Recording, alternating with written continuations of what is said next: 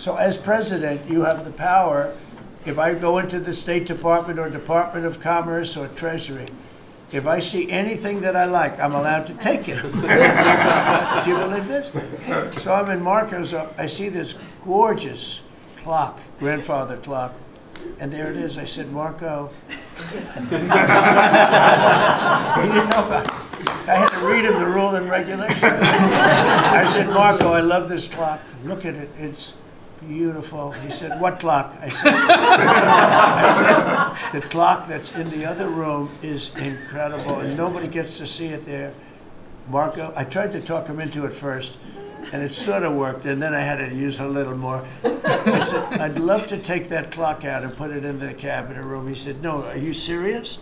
I said, Marco, I have. Thank you very much. Maybe just in closing, you know, we spent a lot of time, effort, very little money on this room. This is called the Cabinet Room. It's been here for a long time, and it had some pictures that were not many of them and not very good ones. And I actually spent time in the vaults. The vaults are where we have a lot of great pictures and artwork, and I picked it all myself. I'm very proud of it. That's Andrew Jackson, the great Andrew Jackson.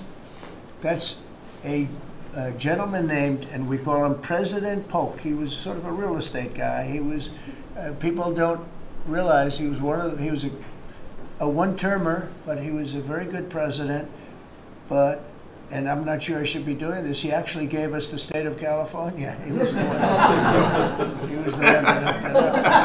So I'm not sure, maybe he won't be there for long. But if you notice, the frame is the exact same size almost as the other one is Andrew Jackson. So that was a part of the reason too, I have to be honest. But Polk is, was actually a very good president who's got the same frame that I needed, okay? And up here you have the original George Washington right behind the light. And then you have Dwight Eisenhower, who was a very underrated president. He built the interstate system, and he was the toughest president, I guess, until we came along. But I don't mind giving up that crown, because I don't want to be too tough on it, but we want to be humane. But he was the toughest president on immigration. He was very strong at the borders, very, very strong. And sometimes you can be too strong. He was strong on the borders, and during a certain period of time, they were so strong that almost every farmer in California went bankrupt. And we have to remember that. We have to work together. We have to remember that. But he was a very good president, and a very good general, and a very good president. And I thought he deserved a position somewhere on this floor. And then you have, this is very exciting to me, he was not a Republican, to put it mildly, but he was, you know, he was a four-termer.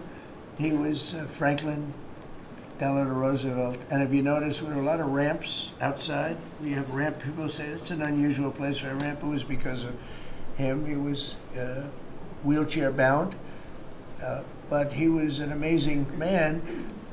It's an amazing portrait, and we used to have him in the room, a different portrait, and it was a terrible portrait. It was almost like it was done by a child. And I used to say, you know, I can't believe that he would have approved of that portrait of himself. And I was in the vaults and looking at things. I said, what's that? And we have some great curators here. We have 6 curators at the White House. They have 2 for paintings, they have them for furniture, they have them for different things. I guess cost is no object. Okay, cost is, maybe I'd have 1, but that's all right. But we have 6, and they're very talented, though. And he said, that's a picture of FDR. I said, really? Let me see it. They took off the wrappings, very well preserved. And I said, that's the picture they've been looking for years. That was the picture of Franklin Delano Roosevelt. And I said, oh, wow. And likewise, that fit, see frame-wise, it just doesn't work. It doesn't work if you have, I want to be nice, but it doesn't work if you have a big frame, a little frame, and but it's like perfection. I'm a perfectionist. The mirror was down in the vaults also. I said, where is this from? And it's a very old, very storied mirror, beautiful. We put that up. And then over there is Honest Abe Lincoln. And that picture was in his bedroom. And we thought that this would be a very important place, because this is where wars are ended. I'm not going to say wars are declared. I'm going to say wars are ended, okay? We'll be positive. And that's the picture of Abe Lincoln from his bedroom, sat in the bedroom for many, many years. That was his favorite picture of himself. And the Lincoln bedroom's very famous. You remember when Bill Clinton had it and he rented it out to people. Okay. We don't do that. But it's an incredible room. And we took that picture from his bedroom. That's Abe Lincoln. And then over here you have John Adams, and it's they were the first occupants of the White House, 1800. And John Quincy Adams, Mrs. Adams, they were the first occupants. So we have them looking at each other, and in between their stare is Abraham Lincoln trying to make peace. And that picture was in a room that I have that was not important, like the cabinet. I gave it up. I said, I have to give it up because that's one of the greatest pictures in the White House. The White House is tremendous art. And the Oval Office, when we're there, we'll go over that. That's really been something. Then we got the drapes, so we got the whole thing. We got new drapes. We got new, wasn't a big expense, very, very small. And we took some of the chinaware and silverware and trophyware, they call it, from the vaults, and we had it cleaned up. Hadn't been shined up in 100 years. Some of this has sat in the vaults for over 100 years. Amazing. Over 100 years. Many of the pictures that were put up in the Oval Office, as an example, those two as an example. So he was president. They moved in 1800, and he won the election, I believe, in November of 1800, John Quincy Adams. And we thought that would be, he was considered to be a good president, and he was the first occupant of the White House, so it sort of made sense. And I love the frame of those pictures. Look at those frames, you know? I'm a frame person. Sometimes I like frames more than I like the pictures. And we have the flags of the Marines, and Space Force now has its own flag. I'm very proud of Space Force, but the Army, Navy, Air Force, Marines, Space Force, the whole thing. And Coast Guard is right there. We never forget the Coast Guard. They do a great job. So we have the flags throughout the office. And it's really become quite a beautiful place. I don't want to tell this, Marco pointed it out. I was going to leave the clock. So as president, you have the power. If I go into the State Department or Department of Commerce or Treasury, if I see anything that I like, I'm allowed to take it. Do you believe this?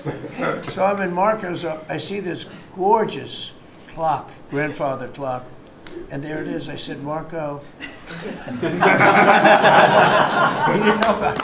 I had to read him the rule and regulation. I said, Marco, I love this clock. Look at it. It's beautiful. He said, what clock? I said, the clock that's in the other room is incredible, and nobody gets to see it there. Marco, I tried to talk him into it first, and it sort of worked, and then I had to use a little more. I said, I'd love to take that clock out and put it in the cabinet room. He said, no, are you serious? I said, Marco, I have the right to do it, Marco. And he said, all right, what the hell? So that's his contribution to the cabinet room. But it's, by the way, it's an incredible clock. And, you know, it's an important room. So you may see it again. Maybe we'll move it back sometime. Anyway, so that's pretty much it. But it really is great. Here we put out, you know, these lamps have been very important, actually. Whether people love them or not, but if you see pictures like Pearl Harbor and Tora Tora Tora, you see movies about the White House and where wars are being discussed, oftentimes they'll show those lamps or something like those lamps, something that looks like them, probably not the reals, because I don't think they were allowed to. This is a very important room. This is a sacred room, and I don't think they made movies from here. You never know what they do. But they were missing medallions. See the medallions on top? They had a chain going into the ceiling. And I said, you can't do that. You have to have a medallion. They said, what's a medallion? I said, I'll show you. And we got some beautiful medallions. And you see them. They were put up there. Makes the lamps look better. So we did these changes. And, you know, when you think of it, the cost was almost nothing. We also painted the room a nice color, beige color. And it's been really something. The only question is, will I gold leaf the corners? You could maybe tell me my cabinet could take a vote. You see the top line moldings, And the only question is, do you gold leaf it? Because you can't paint it. If you paint it, it won't look good because they've never found a paint that looks like gold. You see that in the Oval Office. They've tried for years and years. Somebody could become very wealthy, but they've never found a paint that looks like gold. So painting it is easy, but it won't look right. And the question is whether or not we should gold leaf it. Linda, do you have an opinion? I gold leaf it. You like it the way? No, I gold leaf it. You'd gold leaf it? Yeah. Who would gold leaf it? Could I raise you? How about, would you gold leaf it? I was going to ask about McKinley, one of your favorite presidents. Well, McKinley was a great president who never got credit. In fact, they changed the name of Mount McKinley, and I changed it back because he should have been, the people of Ohio were he was the governor of Ohio. The people of Ohio were very happy when I did that, I heard. They were very insulted. They took the name of Mount McKinley off. That was done by Obama a little while ago, and I had to change it back. I changed it back. He actually was a great president. He was a president, he was the tariff, the most, I guess, since me. I think I'm going to outdo him, but he was a tariff president. He believed that other countries should pay for the privilege of coming into our country and taking our jobs and taking our treasure. That's the way he explained it. They took our jobs and they took our treasure, and for that they should pay. And he made them pay, and he built a tremendous fortune. In fact, in 1887, they had the Great Tariff Committee was set up in 1887 because our country had so much money, we didn't know what to do with it. And they set up a committee of, as they called them, elites, a term that we have to change because I think a lot of the people that are elites aren't elite. I think the people that aren't elite are elite, so we're going to have to maybe switch that around somehow. But they had a committee that was set up to spend the money because it was such a large amount of money. At that time, it was nobody had seen anything like it. And it all came in from tariffs. And people didn't pay tax. There was no income tax system. I told you that came back in 1913. That came back and lived well for a while. And then you had the Great Depression. And then later, they tried to bring back tariffs, but the whole thing was, this was after the Depression. It was one of the great misconceptions, is people like to say, oh, but it was during the, but no.